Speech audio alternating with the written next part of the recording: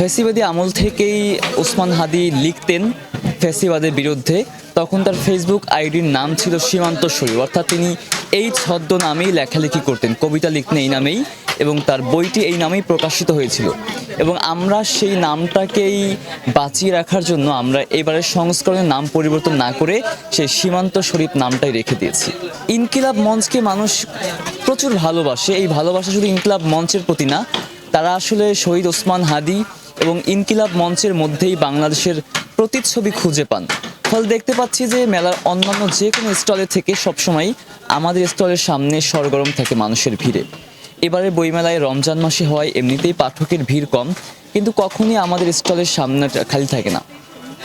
মানুষ আসে আগ্রহ ভরে আমাদের বই কিনে, বিশেষ করে তারা শহীদ শরীফ ওসমান হাদির রেখে যাওয়া একমাত্র উপহার লাভায় লাল শাক পূবের আকাশ খুব আগ্রহ ভরে কিনছে। আমরা এবারে 15,000 কপি নিয়েছিলাম, ছাপিয়েছিলাম, তার মধ্যে 1500 কপি এর মধ্যেই চলে গেছে।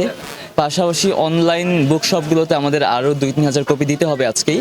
সব মিলিয়ে দারুণ সাড়া পাচ্ছি আর কি। বইয়ের গায়ের মূল্য 300 টাকা, আমরা বিক্রয় করছি 200 টাকায়, 33% ছাড়ে।